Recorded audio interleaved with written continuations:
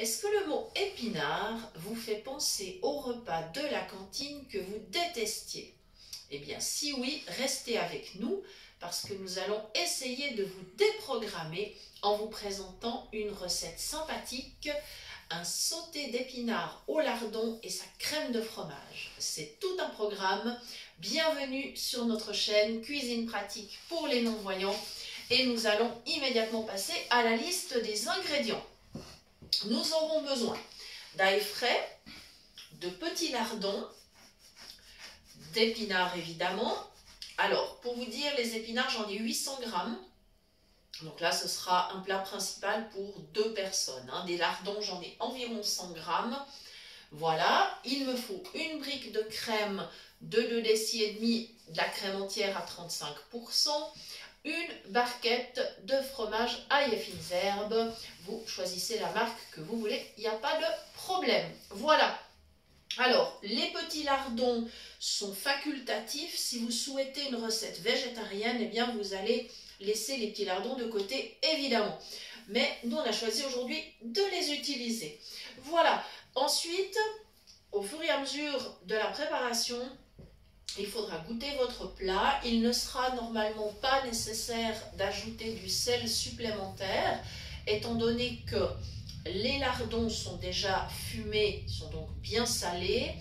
Le fromage contient du sel, voilà, et l'ail apporte quand même beaucoup de goût, ce qui permet de limiter la quantité de sel, et c'est très important de ne pas consommer trop de sel. Voilà, ce plat sera accompagné d'un riz blanc et puis on mettra en garniture sur l'assiette des petites tomates cerises. Ça, c'est pour faire joli.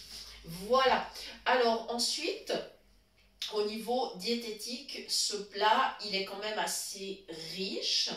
Mais nous avons une bonne complémentarité entre les protéines apportées par les lardons, le fromage, la crème.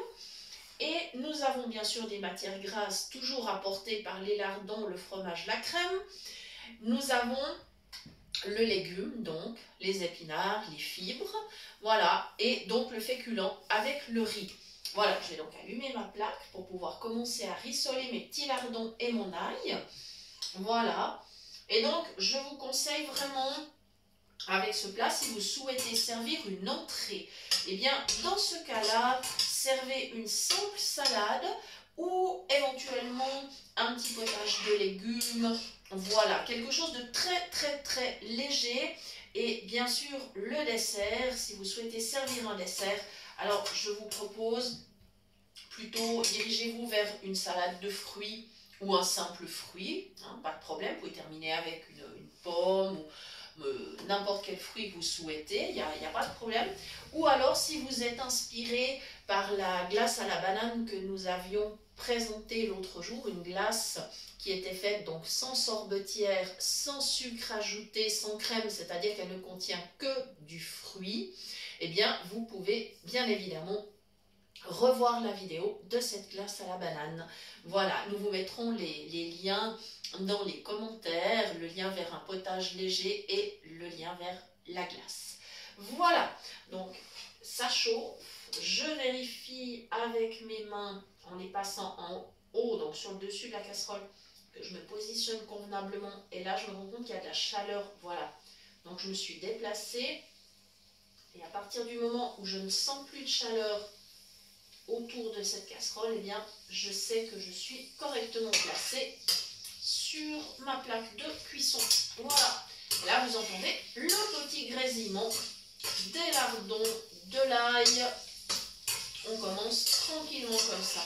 Alors, bien sûr, si nous étions en été, je vous dirais bien sûr, prenez de l'épinard frais.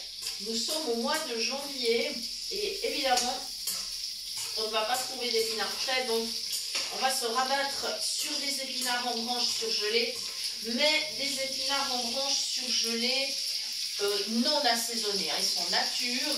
Bon, si j'ai recours aux légumes surgelés, je les prends toujours nature, parce que je trouve que c'est important de pouvoir mettre soi-même l'assaisonnement que l'on souhaite.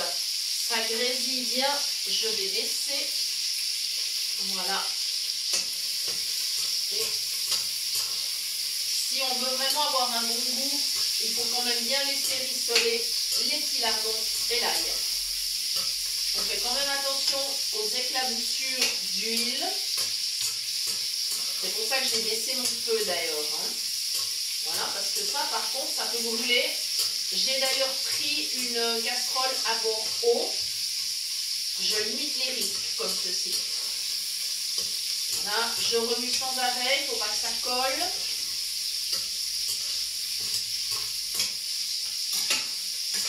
Voilà. Et j'espère que ce plat, qui est très onctueux, très savoureux, j'espère vraiment que ce plat va vous réconcilier avec les épinards. Et peut-être même, qui sait, pourrez-vous convaincre vos enfants de le déguster avec vous. Voilà. Ouais, ça se passe vraiment bien. Je fais vraiment attention que ça ne colle pas. Ça serait dommage.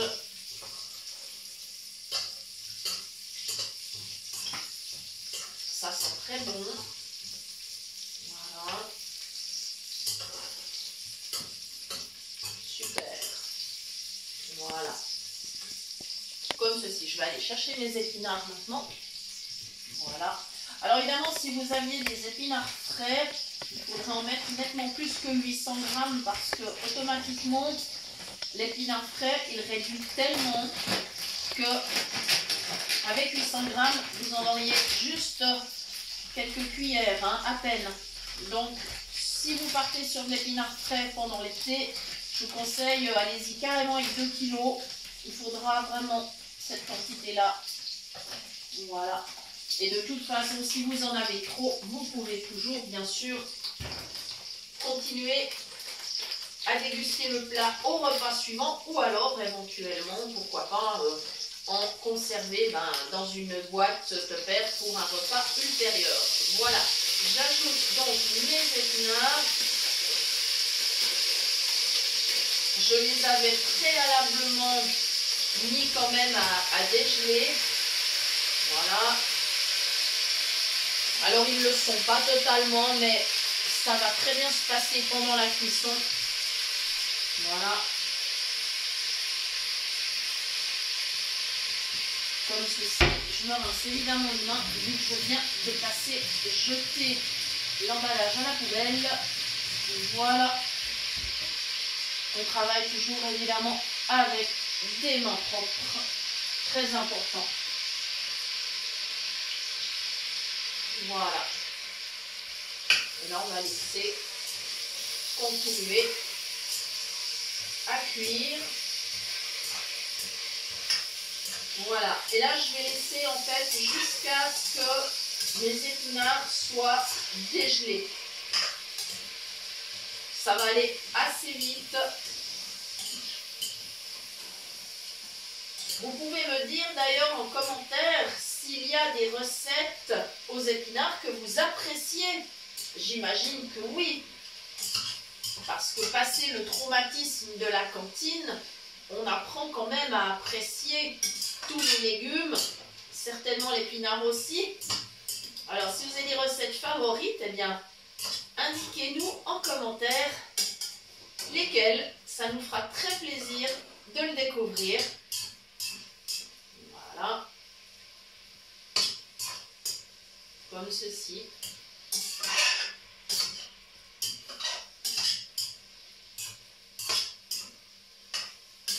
Donc avec l'accompagnement du riz, on peut servir ce repas pour 4 personnes.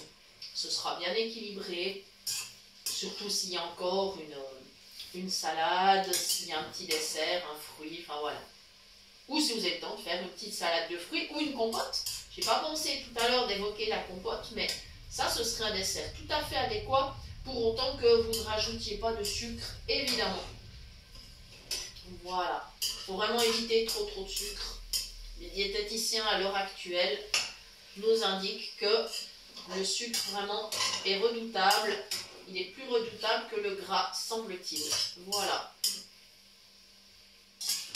Comme ceci. Voilà, ça mijote, ça mijote. Et pendant que ça mijote, je vais profiter, parce que ça fait longtemps que je ne l'ai plus fait, de remercier toutes les personnes qui soutiennent notre chaîne. Tout d'abord l'association Phoenix qui repartage nos vidéos. Ensuite la bibliothèque sonore romande, qui est donc une bibliothèque de livres audio pour personnes malvoyantes et non-voyantes. Ils font un travail tout à fait extraordinaire. Ils ont un catalogue très riche.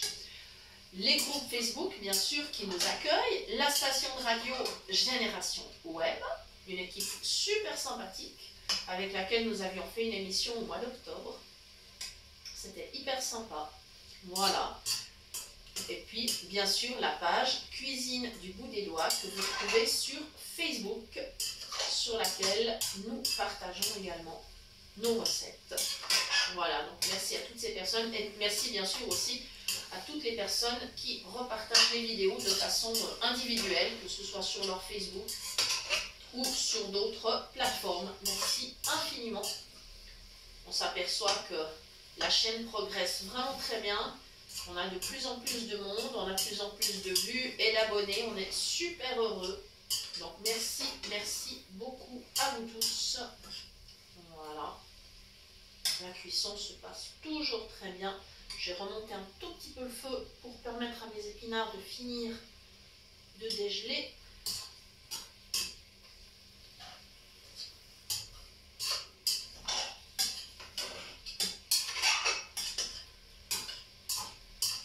Voilà. Et pendant que ça continue de mijoter, eh bien, je vais aller chercher la crème et le fromage. Comme ça, vraiment, tout va cuire ensemble. Voilà. L'étape vraiment à ne pas oublier, c'est vraiment faire rissoler l'ail et les lardons. Mais après, on peut vraiment mijoter tous les ingrédients ensemble, ça posera aucun problème. Je vais ouvrir la barquette de fromage. Voilà. Donc là, j'ai un fromage ail et fines herbes. Et en fait, j'ai rajouté de l'ail frais parce que j'avais vraiment envie que le goût de l'ail ressorte. Voilà. Alors pour le fromage, peu importe la marque. Voilà. Chacun a ses préférences. Et puis c'est des fois aussi, on va dire, en fonction de ce qu'on va trouver au magasin. Parce que, voilà, certaines enseignes ont leur propre marque, d'autres pas. Enfin, voilà. Ce qui fait qu'on ne va pas se prendre la tête pour ça. Voilà. On prend ce que l'on trouve. Voilà. Je pense que c'est bien. Ma barquette, c'est OK. Je vais aller ouvrir ma crème. Et hop là. Voilà.